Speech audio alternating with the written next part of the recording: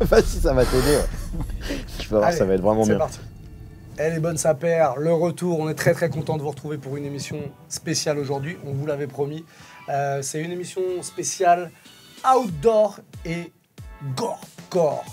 On va parler de tout ça avec un invité, mais avant ça, j'aimerais savoir si vous allez bien quand même, mon cher Clems. Ça va. La forme? Très bien. Ouais, une petite tâche là, à manger un grec, c'est ça? Absolument pas. Je vois pas de quoi tu parles.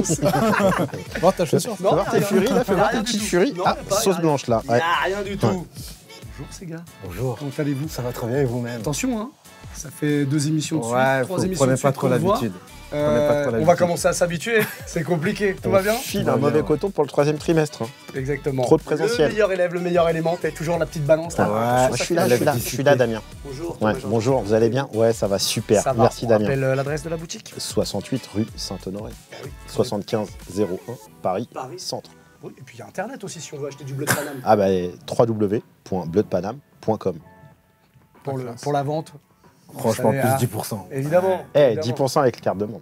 Vous n'hésitez pas. Voilà. Ah oui, c'est vrai qu'il y a des Eh réductions. oui, avec la carte de et membre, je précise les quand bonnes même, je sapeurs. prends la double étiquette là. Eh ben, on vous rappelle que lesbonnesapeurs.com, si vous voulez aller choper un peu de merch, prendre votre adhésion et du coup avoir des réductions à la fois sur tout le merch chez Les Bonnes Sapeurs, mais aussi sur quelques boutiques parisiennes. Boutiques, parmi lesquelles- Starco, Impact, il y a des partenariats qui se mettent en Puis il y a des place. trucs qui arrivent et puis Notamment Crêpe Protect qui nous a aidé sur l'inauguration de l'adhésion des membres.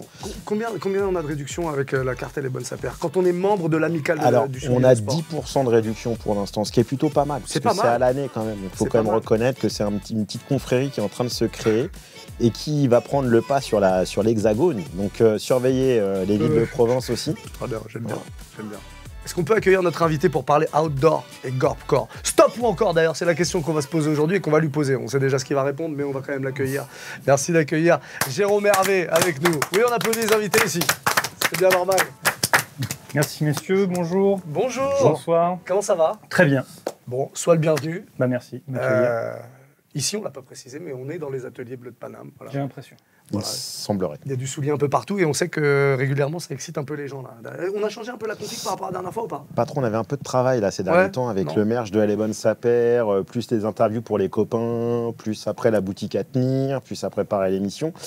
Malheureusement, on n'a pas rafraîchi. C'est pas grave, on va pas s'enlacer tout de suite. Il y a quelques petites pépites qui ont été saupoudrées, mais il n'y a pas un rafraîchissement comme à chaque émission.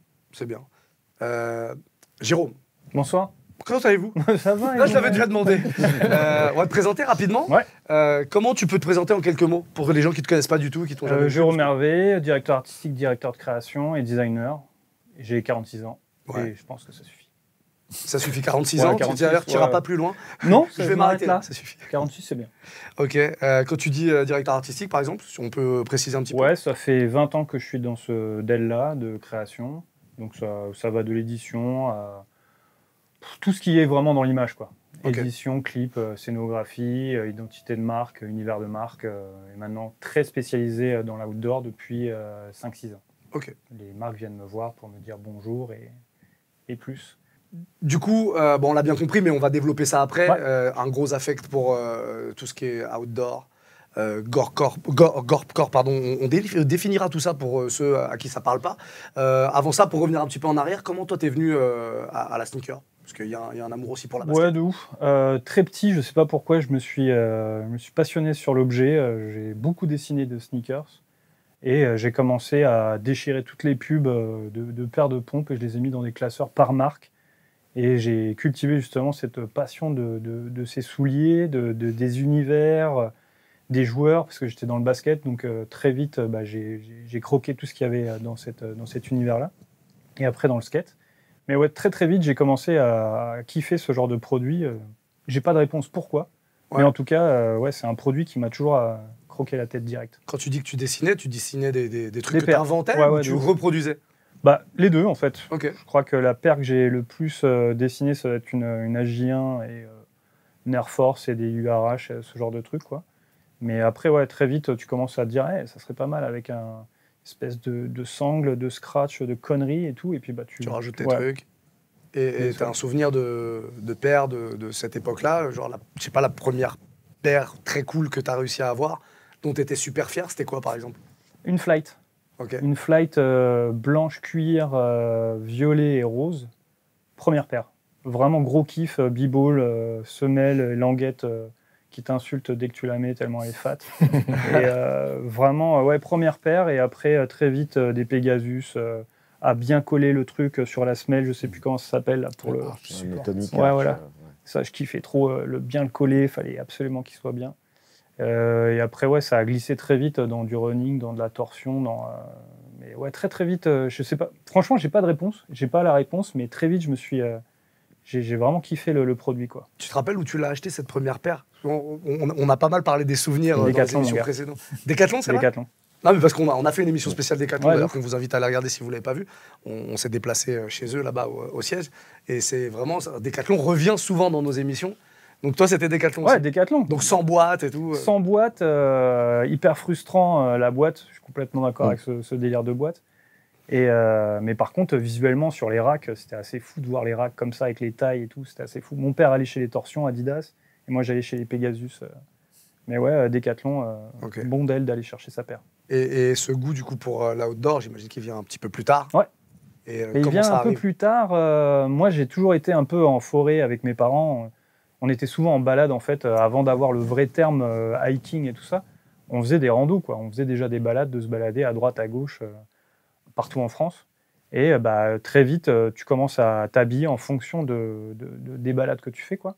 Et tu commences à pas forcément calculer les marques, mais tu sais qu'elles sont un peu techniques parce que tes potes, ils sont habillés en jogging, mais toi, tu as un truc un peu réflectif, un peu chelou, mais tu kiffes quand même le mettre.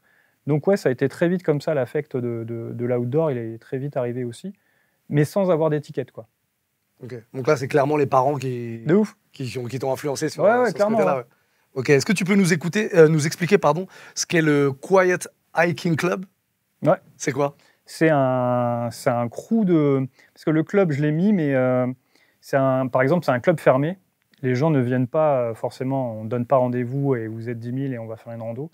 C'est plutôt c'est une sorte de média parce qu'on essaye de ramener l'éducation. Justement, comme je te disais, que tu vois, mes parents vont vachement... Ils nous ont vraiment pas mal baladés.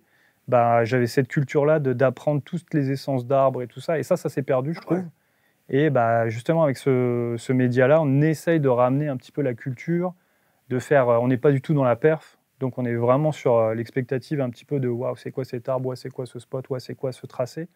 Et on fait des activations avec des marques, on essaye de ramener vraiment une vraie expérience, plus qu'une vraie performance, en fait. Ok. Donc il y a vraiment une passion pour ce côté sportif, ce côté découverte, parce que c'est vrai que souvent, on voit pas mal de... Il y a notre ami Théma Lapère qu'on voit qui fait souvent des mèmes sur les gens qui sont comme toi, fans d'outdoor, de tout ce truc-là, en décrivant ces individus comme étant des gens vraiment qui sont là bien.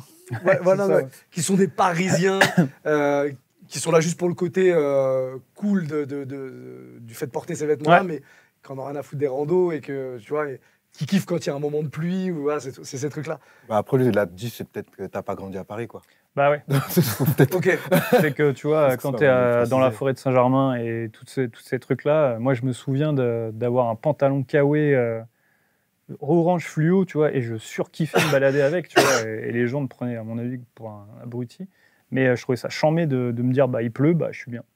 Et j'étais très petit, tu vois, je me souviens d'avoir fumé ce truc-là fort, quoi. Donc les mèmes et tout ça, on les reçoit tous.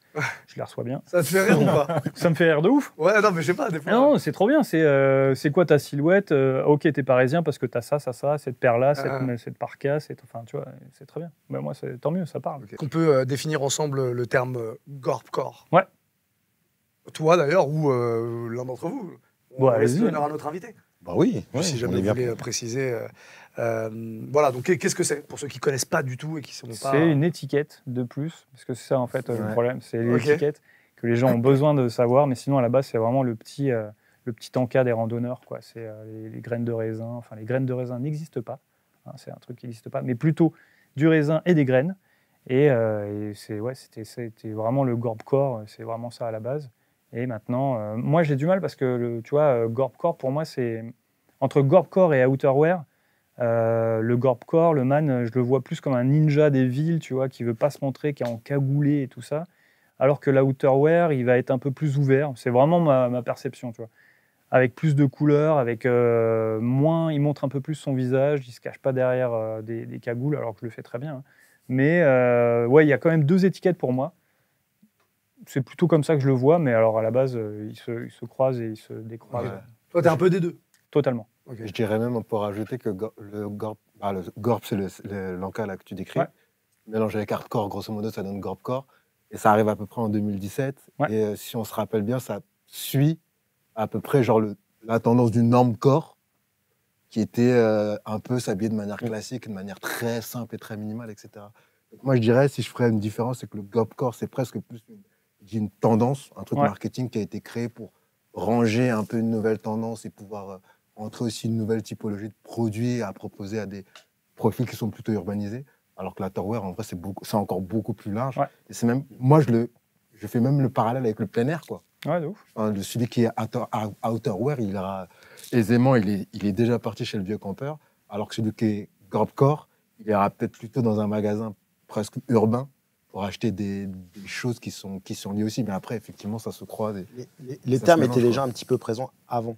C'est-à-dire que dès les années 90, le terme Gorpcore, il commence déjà à naître. Sûr. Il arrive au milieu des années 90, quand, au-delà du côté alimentaire et les rationnements qui sont propres au hiking, aux randonnées ou au tracé, il y avait quand même cette vision de la ville où, en gros, on allait chercher des éléments de l'outerwear, notamment le Gore-Tex, qui avait déjà 15-20 ans d'incubation, qui avait fait ses preuves et qui, d'un coup d'un seul, commençait à arriver dans des domaines un petit peu plus civils ou un peu plus urbains, où là, effectivement, on sortait un peu de son chemin habituel, qui était la montagne, les tracés, la forêt.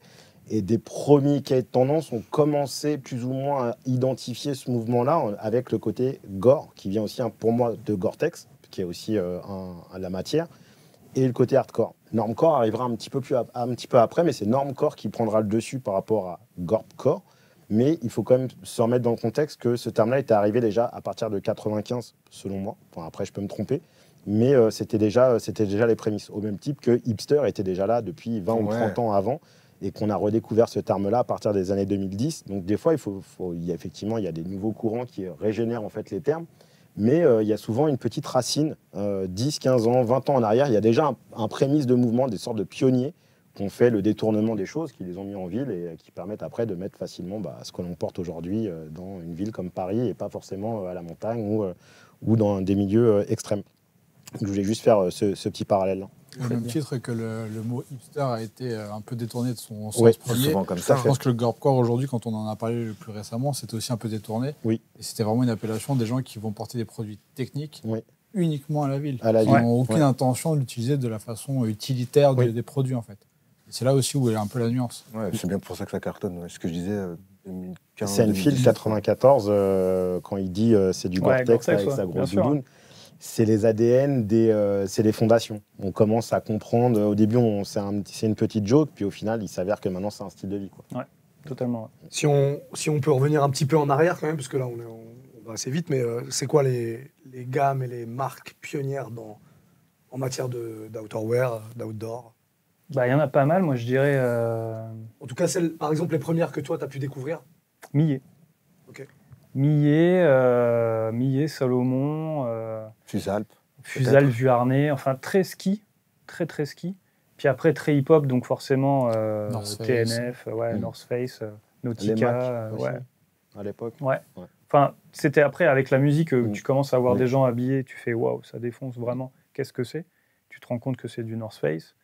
Enfin, pour tout ce qui est Wu-Tang et tout ça. Et sinon après très ski dans les marques un peu comme ça. Tu parlais de Millet. Est-ce qu'il y a encore des trucs qui se font? Millet, ils reviennent fort parce qu'ils viennent de sortir, enfin d'ouvrir leur premier corner là, à Paris. Là. Okay. Le shop est monstrueux, enfin tout est vraiment vénère et on voit vraiment que c'est une marque qui a un gros passif, un bon passif et que ils tombent pile poil, ils arrivent au bon moment justement en disant voilà c'est une marque française qui tabasse, let's go quoi. T'es client? Ouais, franchement ouais, clairement. C'est très très très fort. D'autres marques, d'autres gammes qui... Après, on peut avancer un petit peu dans le temps. Hein. On a parlé des pionniers. Patagonia, bien évidemment. Après, sur le côté textile, The North Face, c'est un peu des classiques. Après, on peut rebondir sur Salomon. Après, tu as des fiefs comme le Vieux Campeur. Enfin, après, tu as tout un écosystème qui se greffe. Ouais, et puis c'est très lié, je dirais, c'est très lié à tous les sports qui sont soit sport extrême. Ouais. Aussi, ouais. Du coup, ouais. Donc c'est pour ça qu'on parle souvent de ski. Sinon, c'est la marche aussi, de base. Des marques liées à... Moi, je dis à tous les sports de plein air, quoi. Donc c'est pour ça qu'ils citent aisément Millet, il y a aussi Fusalp, on pense à Sergio Tacchini, on pense aussi à Serge Blanco aussi, qui était plutôt du sport. Bien sûr. Donc c'est très lié à ça, quoi. Tu vois, aujourd'hui, tu as des marques comme Nobis, par exemple, qui à la base fait de la doudoune, et puis après, ça a été repris par tous les gars qui font du scout à Paris, donc ils sont un peu entre les deux. Donc c'est un peu à ça, quoi. Après, je dirais que la tendance, en tout cas, très bien pris aussi à Paris, c'est que pour le coup, le plein air, en fait, ils ont un aspect qui est fonctionnel à la base et utilitaire, qui en vrai reste très utile aussi dans la vie, je dirais, de tous les jours, quoi. À un moment, quand il pleut, on a tous besoin d'un imperméable. Et ça, tu peux difficilement contourner la chose. Et après, comme tout le monde, tu fais un peu plus gaffe à ce que tu achètes. Et quand tu regardes un petit peu plus, tu tombes sur des choses un peu comme ça, quoi. Après, je crois qu'il y a beaucoup de marques ont été de la récup, en fait. C'est-à-dire que c'est des marques qui avaient un aspect utilitaire, sportif, plein air, voire montagne, qui ont été récupérées par la rue. Moi, la première marque que je vois qui est faite pour être cool, pour moi, c'est Idiom. Je ne sais pas si vous voyez. Collab Burton, Fujiwara, en gros. Et qui est en fait le premier produit, c'est début 2000, fin 90, début 2000. Moi, c'est un peu la première marque qui est pensée pour être cool. Vraiment, c'est pas un produit, c'est hyper technique, oui. Et après, c'est cool. Et derrière, ça donne un peu naissance à des acronymes, etc., qui viennent derrière, avec ce côté vraiment, on fait plus que de l'utilitaire. On va aussi chercher du style. Acronyme, c'est clairement ça, c'est hyper utilitaire, mais par contre, on va un peu remuer l'existant. On va apporter de la coupe, on va apporter de la matière, on va apporter des zips, on va apporter des choses originales, quoi. Historiquement, du coup, quand est-ce que vous situez la petite bascule, le moment où tout ça est devenu un peu tendance? Cette tendance-là, on l'a retrouvé de plus en plus dans la sneaker, et pourquoi surtout? Voilà, tu as déjà apporté un début de réponse, mais Jérôme? Moi, je trouve que c'est assez bizarre, mais je l'ai eu avant Covid, vraiment avant Covid, où ça a été une sorte de pétard mouillé. Les gens ont eu besoin de sortir et tout ça, ils se sont fait vraiment brider par ça. J'étais en 2019 au Japon.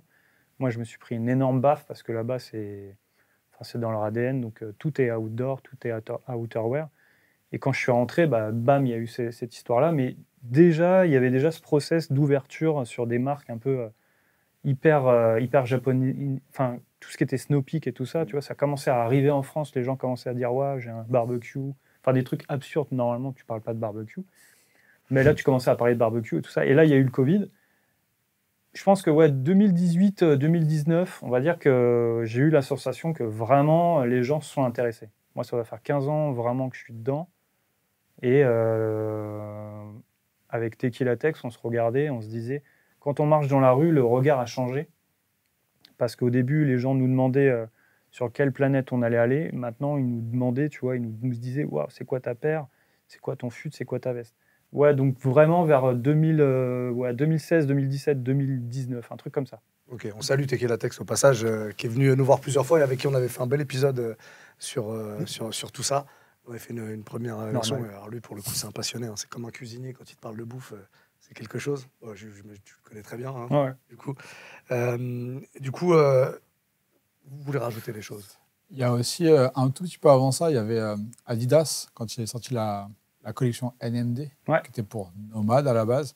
En fait, leur pitch, entre guillemets, pour amorcer ça, c'était de parler justement aux arpenteurs urbains. Ils avaient appelé ça un peu les ninjas, comme tu disais, un peu les ninjas urbains. Ouais, ils voulaient avoir une dégaine qui allait dans ce sens-là. Et dans ce sens-là, on avait des produits très légers, très technologiques, mais vraiment, en gros, fait que pour tous les jours. Et je pense que c'était... On ne va pas dire qu'ils ont créé une tendance, c'est que ça existait déjà. Donc, c'était un peu déjà dans les tuyaux. Et ils se sont adaptés. Ils ont voulu vraiment apporter de l'eau au moulin, des gens qui aimaient ça. Donc, je pense même déjà 2015, ça commençait déjà à pas mal pop, un peu plus. Au même titre que Nike, avec ACG, avait fait un truc très urbain, avec une esthétique très ninja pour le coup. Ouais. Et à l'opposé de ce qu'ils avaient fait sur les années 90 et début 2000, où là c'était encore sur des color blocks très colorés.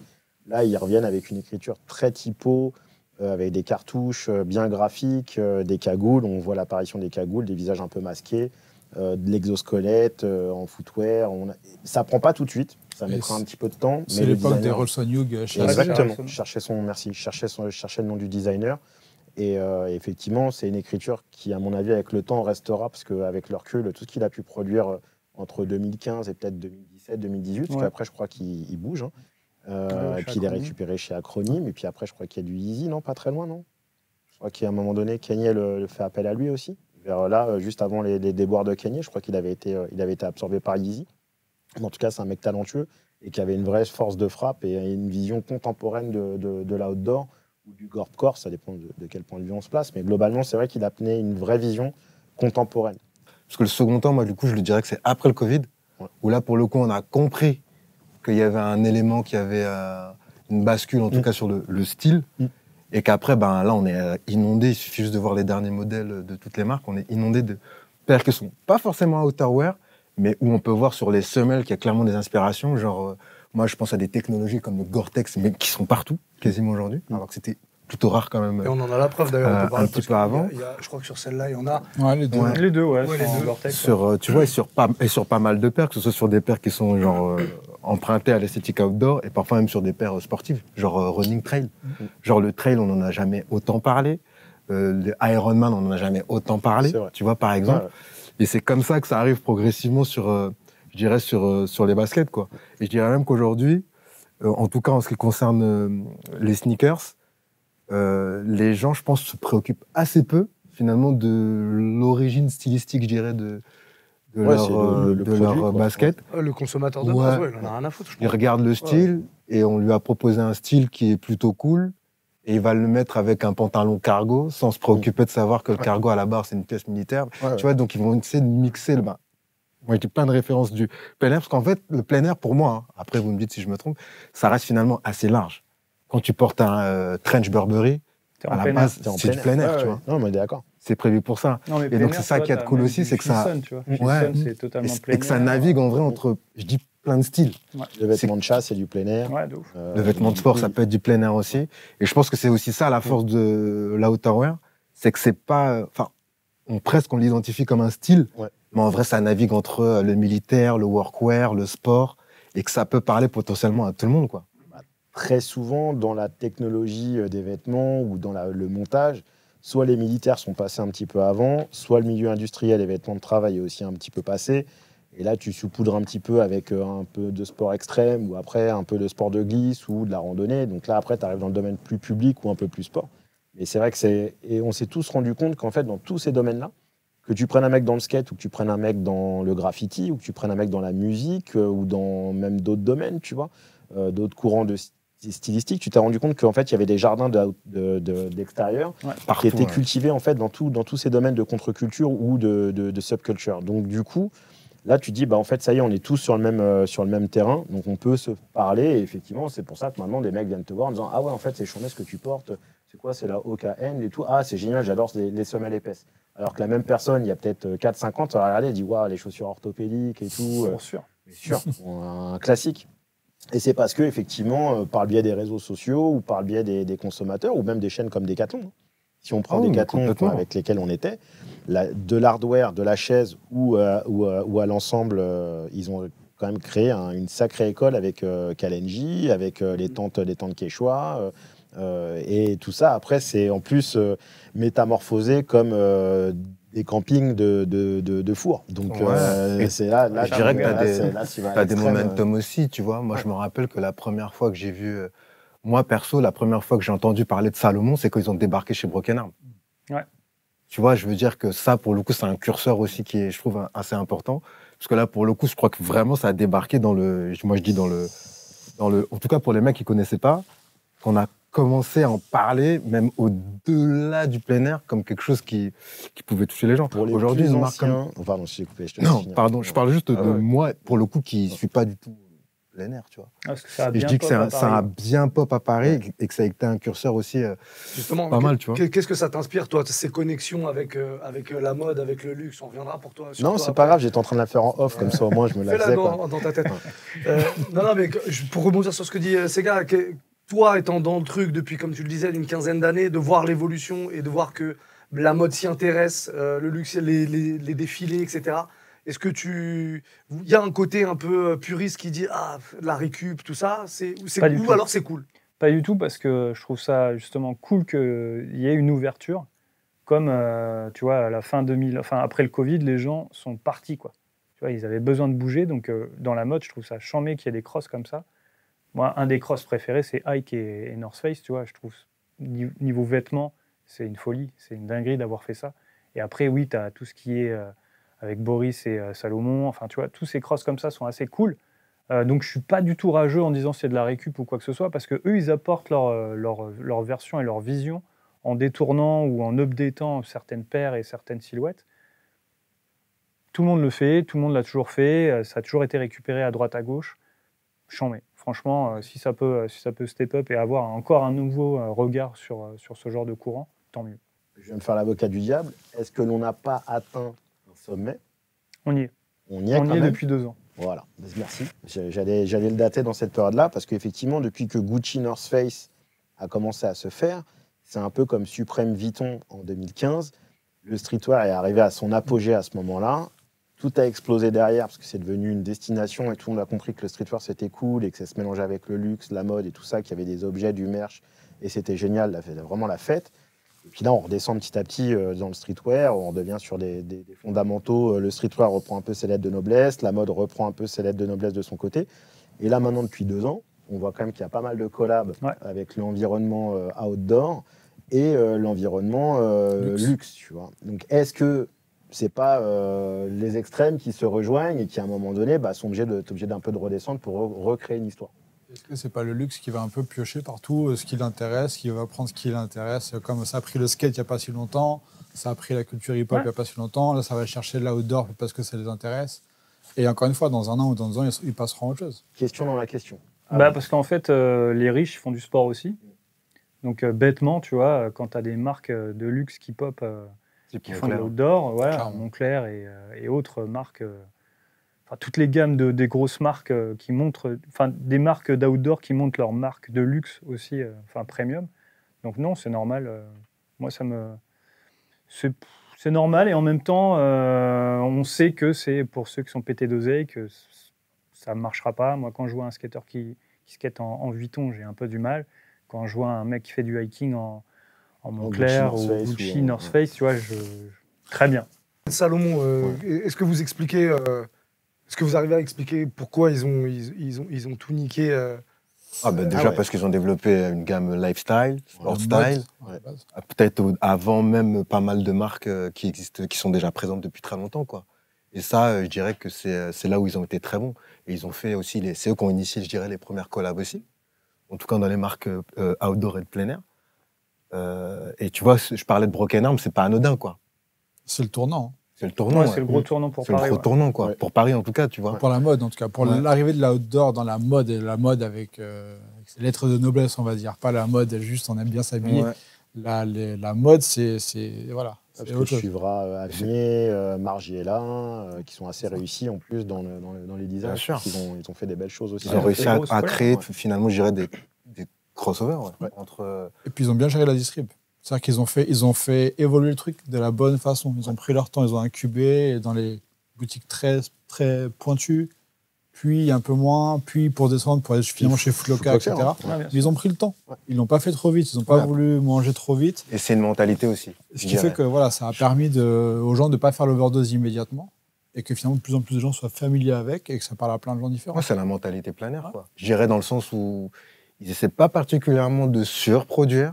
L'idée, c'est de faire nos trucs et que ça parte et que ça fasse un petit cercle intelligent, quoi. Et c'est là où et c'est eux qui ont été, je dirais, les plus intelligents pour l'instant. Et comme ils ont commencé en premier, finalement, les autres suivent. Jérôme, je crois que tu nous as ramené un petit trésor. J'ai ramené 2 trucs parce qu'il pleuvait, il faisait beau, il faisait pas beau, il faisait pas beau, il faisait beau. Donc il y a un côté très estival et l'autre côté qui est un peu plus brut, un peu plus dur. On va commencer par le côté estival, qui n'est pas forcément un trésor, mais c'est quand même une petite paire très outdoor. Un trésor, c'est très subjectif. Bien sûr. C'est ton trésor à toi, en fait. C'est pas obligé d'être... Qui est une paire de kin unique. Je vais être kin, toi. unique, que d'ailleurs c'est leur anniversaire cette année là. C'est bien pas ce modèle-là, mais le modèle emblématique un peu moins. Je peux l'observer un petit peu moins. Sans la chaussette. Ouais, sans la chaussette. Je la connais pas. Donc ça c'est une gamme qui est assez cool, très outdoor pour le coup, et avec justement une gamme assez large. Bon là on est typique sur les coloris outdoor. Donc ça, c'est assez cool. Ça, c'est un truc que tu utilises, toi, vraiment, l'été, tu te balades. Ça use.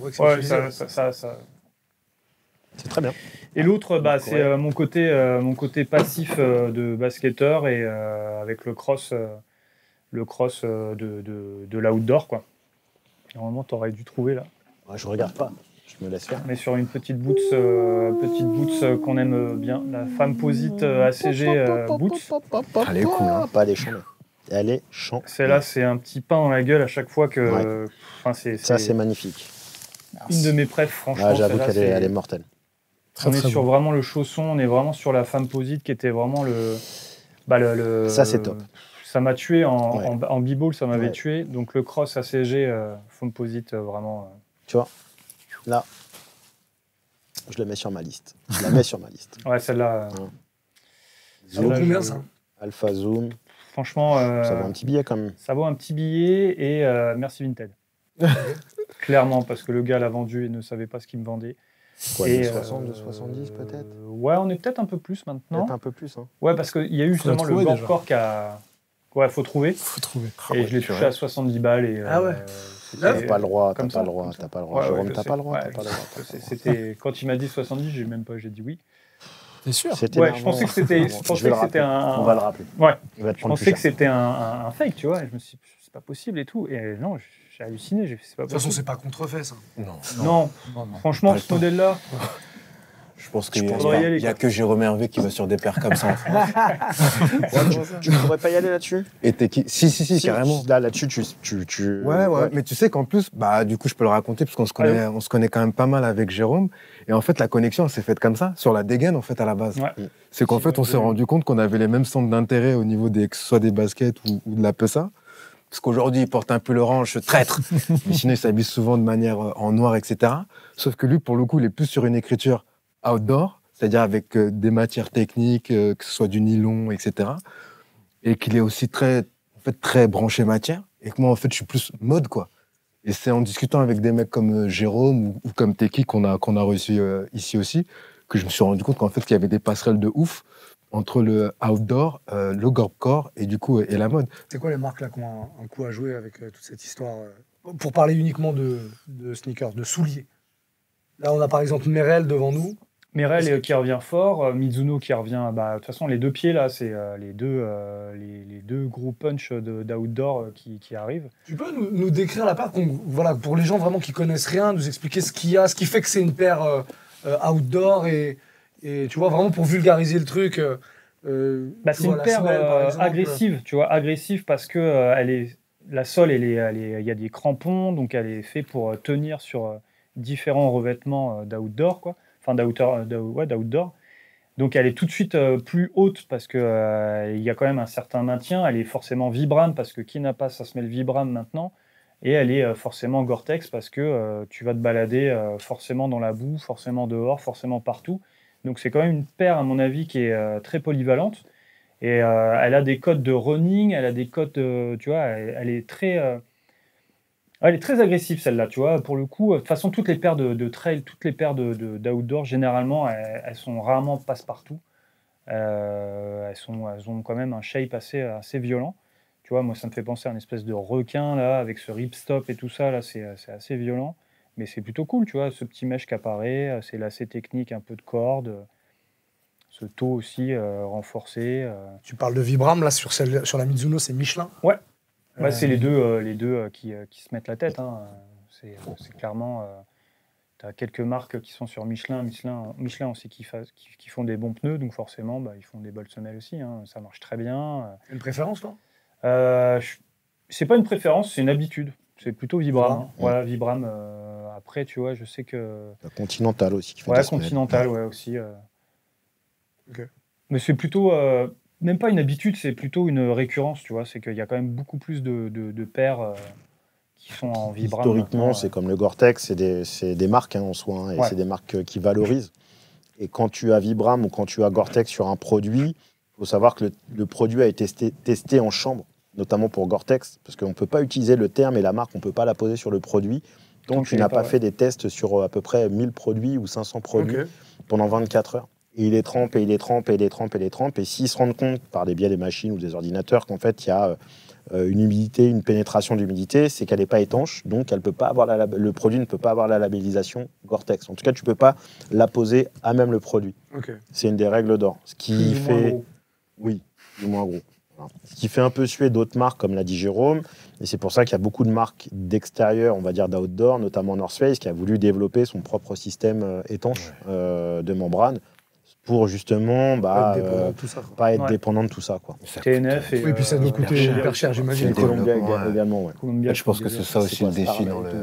C'est un truc comme ça, un truc de North Face, qui était en procès d'ailleurs avec Futura pour le logo, qui était un peu commun. Ils avaient clairement l'atome de Futura. Vous voyez d'autres marques là qu'on n'a pas citées? Arc'teryx. King qui revient, qui est une bonne marque d'outdoor et qui revient vraiment très très fort, parce que là on est sur une sandale, mais ils font toute une gamme d'aqua shoes, une gamme de trail, ils sont assez larges, King ils sont assez forts aussi. Petits collabs qui arrivent en plus. Ouais, les collabs sont assez cool.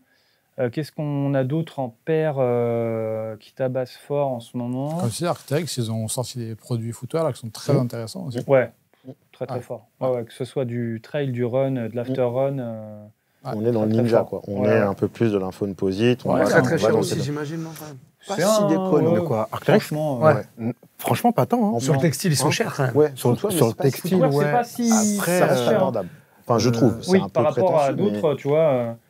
Mais Et surtout qu'ils ont toutes les c'est un peu comme une marque classique, je dirais qu'ils ont plusieurs lignes, quoi. Et puis en fait, le prix sur une paire de repos, par exemple, que tu peux trouver chez Arc'teryx, tu peux te balader complètement avec dans la rue, mais qu'on considère comme une paire de repos. Là, c'est un truc qui sera... Mon ami, on le sait. Donne pas tout, ne donne pas tout. Donne-moi toutes les infos. Sur une paire d'after-run, ça coûte quand même largement moins cher qu'une paire de trail ou de running qui est calibrée pour la performance. Quoi. Et le casual s'approche aussi du Gore-Core ou de la outerwear. Si on prend Clarks, ils ont sorti récemment des paires en full Gore-Tex, qui est une belle prouesse technique en plus, visuellement parlant, qui est trop belle, et une semelle Vibram. Donc là, on a clairement les codes... Je vois que monsieur est observateur. Et j'en suis très fier parce que du coup, je les rock très régulièrement. Et c'est vrai que ça révolutionne un petit peu le port de la Wallaby, qui était un peu contraignante au bout d'une certaine journée, enfin une longueur de journée. Mais là, effectivement, avec les deux forces de Gore-Tex et Vibram, ça ouvre un nouveau champ des possibles aussi pour des marques comme Clark sur des modèles un peu classiques. Et c'est aussi pour ça, pardon, juste pour clôturer entre guillemets le propos, je pense que c'est aussi pour ça que le plein air et la outerwear, a une carte à jouer pour le futur. C'est parce qu'on est sur de l'innovation aussi, et sur de la recherche et développement, ce que font beaucoup moins les autres marques malheureusement aujourd'hui. Tu vois, c'est pas bien, parce qu'il y a du favoritisme, tu l'as laissé parler. Tu l'as pas coupé. Ah, mais je le préfère. Je sais, j'ai vu. Voilà, mais je tenais à le dire auprès des téléspectateurs. Parce que c'est court. Voilà. Il y a une marque dont on a très peu parlé, c'est toi juste qu'on a parlé, mais je voudrais juste savoir ce que tu portes au pied. Crepcheck. Oui, justement. Là, je suis sur une paire de Hoka. Je mets beaucoup de Hoka en ce moment parce que c'est vraiment une marque qui fait des belles choses, qui me parle de plus en plus. Là, je suis sur une paire de Mafat Speed 2 avec la collab de End. On est sur toujours leur sol hyper compensé. C'est léger, c'est hyper confort. Franchement, c'est assez lourd comme pied. Et eux aussi, ils ont un gros pion à avancer.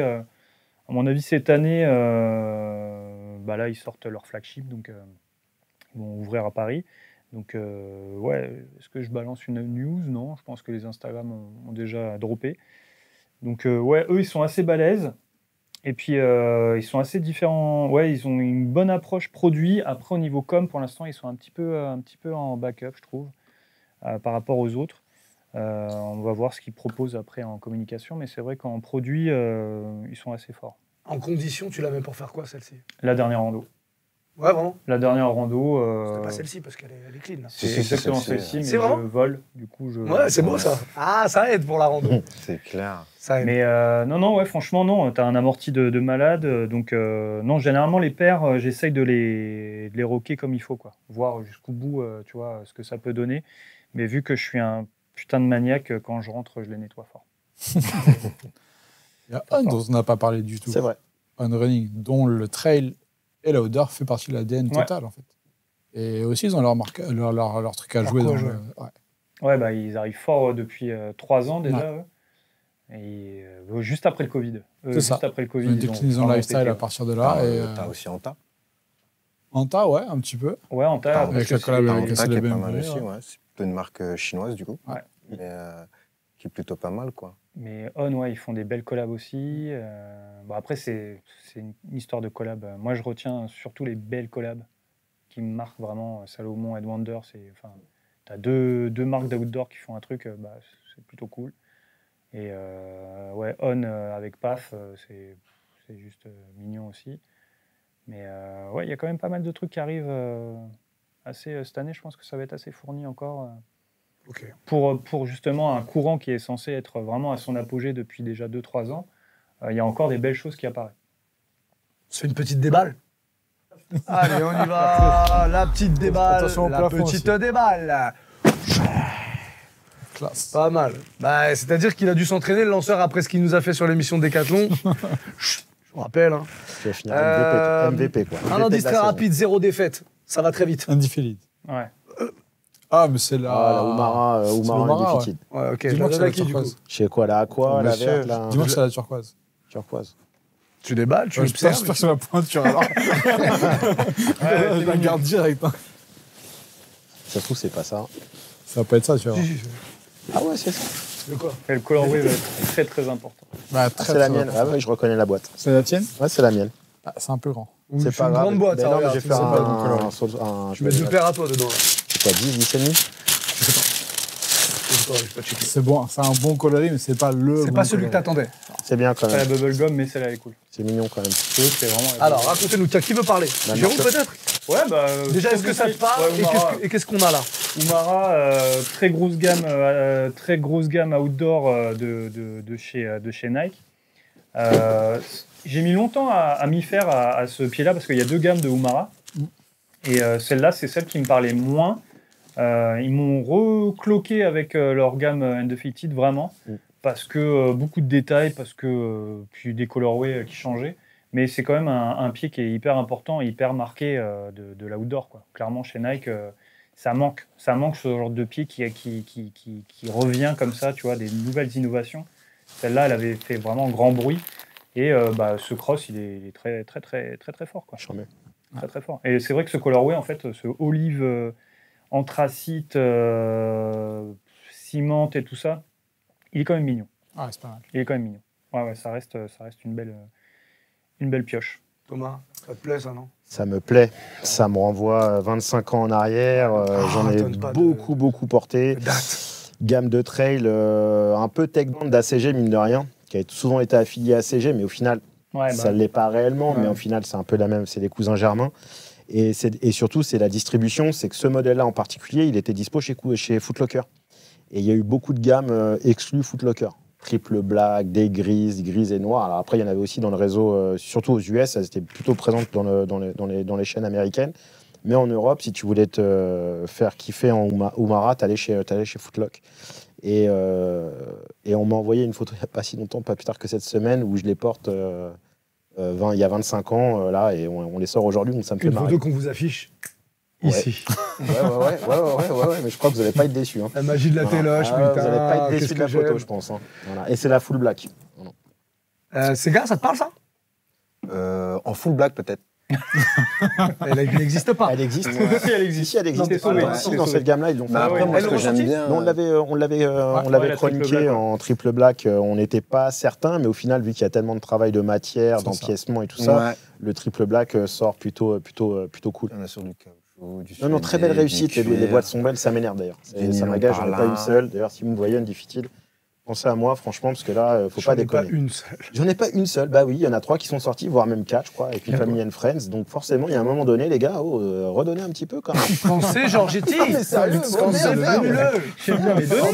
donnez. On est là, quoi. Offre-y, là. Mais la paire est très très cool. Ouais. Après, ce que je kiffe, c'est ça, c'est un truc qu'on voit beaucoup sur les paires, je dirais, outdoor. C'est le côté un peu musclé.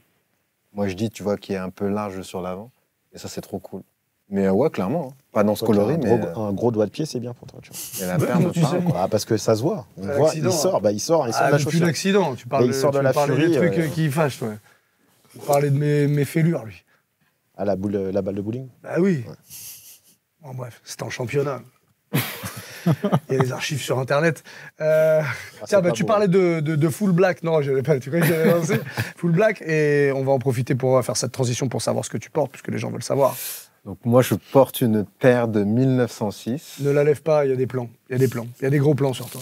Ne la lève pas. New Balance 1906, c'est ma petite paire de quand je veux traîner et que je ne mets pas mes petits souliers, puisque je suis plus en souliers qu'en sneakers en ce moment. Donc je porte ça, c'est confortable, c'est pas trop cher, vous pouvez la retrouver partout. Tu dis pas trop cher, ça veut dire quoi? 130 €, je crois. Oh, tu t'avances un peu. Hein. Ouais, 130 €. Je crois que tu as oublié un peu. Hein. Tu l'as pas acheté, c'est ça que tu es en train de me dire.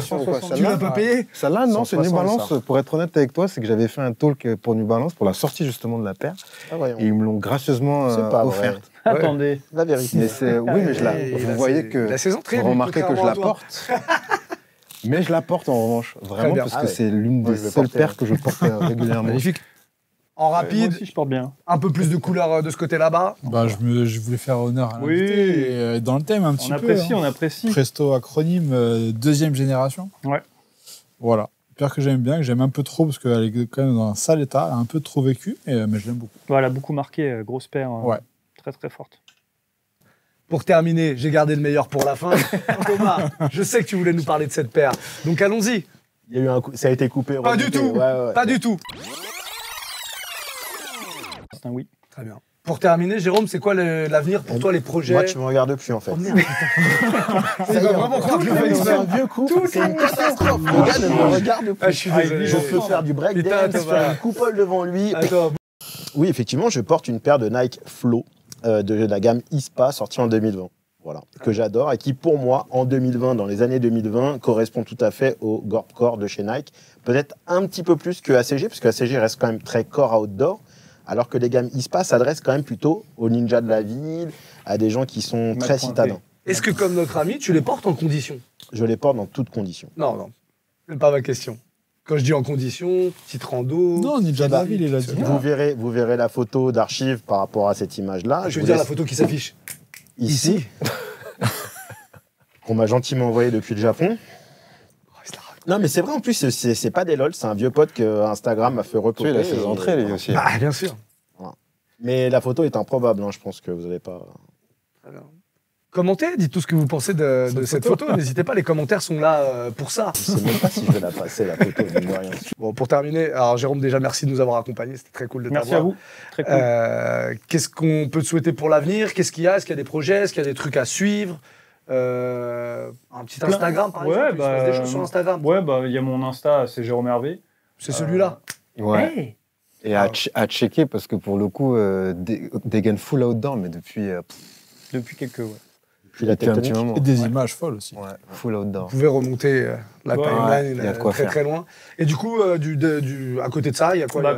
Quiet toujours qui grossit, ça avance bien. Et puis une autre rando qui va venir avec Kin aussi. Donc on a un bel été et une belle rentrée aussi qui apparaît, qui va vraiment apparaître avec des choses un peu folles. Il en sait déjà un petit peu. Et ça va être assez agréable. Donc, voilà. Hein. Très bien, parfait. Écoute, plein de bonnes choses pour toi. Merci encore d'être passé nous voir. Et puis nous, on va se retrouver jeudi dans 2 semaines, si tout va bien, si on est encore en vie, putain de merde. Je serai là, ne me regarde pas comme ça. Tu seras là ou pas? Je serai là. Dans 2 semaines, tu seras là? Oui, en fait, je serai là aujourd'hui. Des promesses. Bon, on vous invite une fois de plus, si c'est pas déjà fait, à aller checker ellestbonnesapaire.com, pourquoi pas, il y a un petit peu de merch, vous pouvez vous abonner, prendre votre adhésion, récupérer votre carte de membre qui vous donne droit à pas mal de petits avantages. On vous décrypte tout ça assez régulièrement, mais bon, voilà, ça nous aide à survivre. C'est pas facile en ce moment de survivre, putain. L'amicale du Soulier de Sport, en tout cas, venez rejoindre l'équipe, ça nous fera plaisir. Rendez-vous dans 15 jours, les amis. Bisous tout le monde, ciao.